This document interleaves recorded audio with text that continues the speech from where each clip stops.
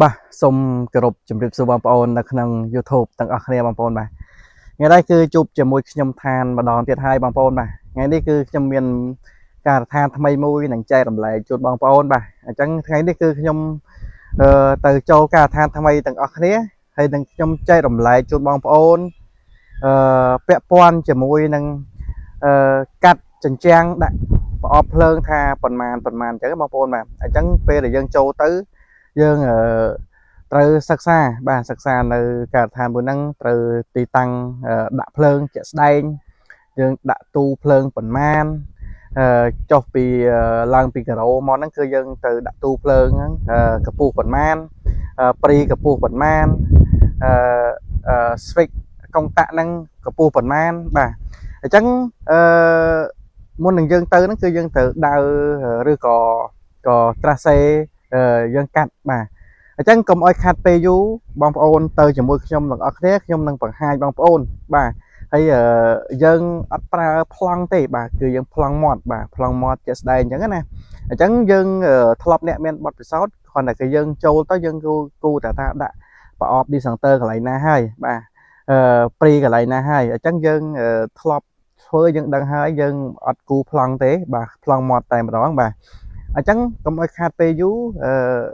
ទៅជាមួយខ្ញុំទាំងអស់គ្នាខ្ញុំនឹងបង្ហាញបងប្អូននៅដើមវីដេអូនេះបាទចុងវីដេអូនេះបងប្អូនបាទអញ្ចឹងតោះកុំឲ្យខាតពេលយូរយើងទៅទាំងអស់គ្នាបងប្អូនបាទឥឡូវយើងចូលទៅដល់ការដ្ឋានថ្មីនេះបងប្អូនបាទអញ្ចឹងយើងដឹងហើយពេលដែលយើងចូលទៅគឺសំខាន់បំផុតគឺយើងអត់ដាក់ខាងឆ្វេងណៃទេគឺយើងងាកមកខាងស្ដាំដៃបាទទៅយើងដាក់ខាងស្ដាំដៃអញ្ចឹងណាជាក់ស្ដែងបាទអញ្ចឹងយើងដាក់ប្រអប់ discenter យើងនៅកន្លែងនេះដោយសារកន្លែងនេះទីតាំងវាល្អបាទយើងកាត់ពីលើមកកាត់ក្រោមត្រឹម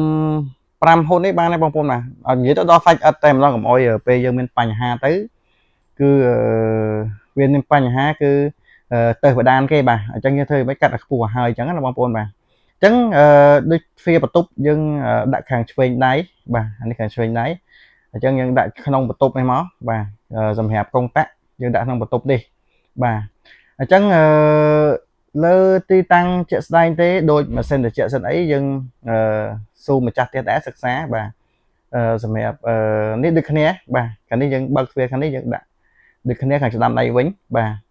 ខាងនោះក៏ដាក់ទៅស្ដាំដៃដូចគ្នាដែរតែថាបើកទ្វារទៅរុញទៅគឺទ្វារវាផ្ទប់មួយអញ្ចឹងអញ្ចឹងយើងចំហខាងនេះយើងត្រូវដាក់កុងតាក់បាទកុងតាក់ខាងនេះអញ្ចឹងណាបងប្អូនបាទនេះខាងនេះបាទអញ្ចឹងបងប្អូនអាចធ្វើបានហើយសម្រាប់កម្ពស់កុងតាក់បងប្អូនអាចយក1.2 ម៉ែត្រ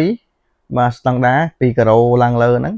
គឺ1.2 ម៉ែត្រពាក់កណ្ដាលព្រីអញ្ចឹងបងប្អូនបាទអានេះខ្ញុំបានត្រាសេហើយឲ្យគាត់កាត់ឲ្យបុកបាទកាត់ឲ្យបុកអញ្ចឹងណាអញ្ចឹងយើងអត់ជិះកាត់បុករួចទេបងប្អូនបាទបើសិនជាយើងអត់កាត់ទេទុកចន្លោះឥតគឺអត់កើតទេអញ្ចឹងគាត់ពិបាកគាត់ស្ទះគាត់វិញទេអញ្ចឹងយើងសុខចិត្តយើងកាត់ឲ្យបុកអញ្ចឹងបងប្អូនបាទអញ្ចឹងយើងត្រាសេឲ្យគាត់យើងគូសខ្វើតគូអីឲ្យគាត់ហើយពួកគាត់កាត់បាទដូចនេះអញ្ចឹងគាត់បុកអញ្ចឹងណាគាត់កាត់នេះគាត់កាន់ចេះកន្លែងហ្នឹងគាត់ត្រូវការដាក់ទូឥឡូវនេះយើងកាត់ហើយបាទវីដេអូខ្ញុំគឺកាត់ខ្លះទៅបងប្អូនបាទនេះកន្លែងខ្ញុំឲ្យដាក់កុងតាក់មិញនេះខ្ញុំដាក់7ដើមបាទ7ដើមត្រង់មេតយោមេបាទតយោមេខ្ញុំដាក់លេខ27យោមេដាក់លេខ27បងប្អូនបាទនេះសម្រាប់ក្បាលខែគាត់ត្រូវដាក់ព្រីហើយអំពូលដោយថាវងណូនគាត់ដាក់ដល់លើបងប្អូនបាទវងណូនវែងអញ្ចឹងណាអញ្ចឹងយើងអត់ដាក់កន្លែងណាកើតទេចឹងសំខាន់យើងពិភាក្សាជាមួយគាត់ហើយគាត់ថាត្រូវការដាក់លេខណាយើងដាក់ជួងគាត់តែម្ដងហើយយើងពិភាក្សាគ្នាដែរអានេះកាត់ដល់លើដូចខ្ញុំបញ្ជាក់មិញអញ្ចឹងបាទអញ្ចឹងបងប្អូនអាចធ្វើតាមហ្នឹងទៅសម្រាប់ជាងថ្មីគាត់អាចធ្វើបានដែរបាទសម្រាប់វីដេអូក្រោយទៀតខ្ញុំនឹងការរត់អំពូរត់អីផ្សេងក៏យើងប្លង់មាត់ដូចគ្នាដែរបាទដូចអំបញ្ញមិញនេះបងប្អូនបានឃើញហើយគឺខ្ញុំបានប្រាប់វែកញែកជូនបងប្អូនអស់ហើយបងប្អូនបាទ អញ្ចឹងអត់មានវីដេអូវែងឆ្ងាយទេអញ្ចឹងមុននឹងបញ្ចប់សូមបងប្អូនជួយ Subscribe ក្នុង YouTube ខ្ញុំម្នាក់មួយដើម្បីបានវីដេអូថ្មីពាក់ព័ន្ធជាមួយនឹងការរត់ភ្លើងផងដែរបងប្អូនបាទថ្ងៃនេះបាទអញ្ចឹងបើមានវីដេអូអីខាងក្រោយផ្សេងមានអីប្លែកៗទៀតខ្ញុំនឹងចែករំលែកបងប្អូនតទៅទៀតបាទអញ្ចឹងសង្ឃឹមថាបងប្អូនជួយគ្រប់គ្រងខ្ញុំនឹងផលិតវីដេអូចែករំលែកបងប្អូនឲ្យអស់ពីចិត្តអស់ពីកាយតែម្ដងបងប្អូនបាទដើម្បីធ្វើវីដេអូចែករំលែកជួបបងប្អូនថ្មីឬក៏បងថ្មីដែលគាត់ទៅតែសិក្សាឆ្នាំទី1ទី2បងអត់បានធ្វើអាហ្នឹងបងអាចចូលមើលវីដេអូខ្ញុំខ្លះទ្រុសដើម្បីឈូសឆាយទៅទាំងអស់គ្នាដើម្បីរីកចម្រើនទាំងអស់គ្នាបាទអញ្ចឹងអត់មានអីវែងឆ្ងាយទេបាទសូមជម្រាបលាបងប្អូនទាំងអស់គ្នាបងប្អូនបាទសូមជម្រាបលា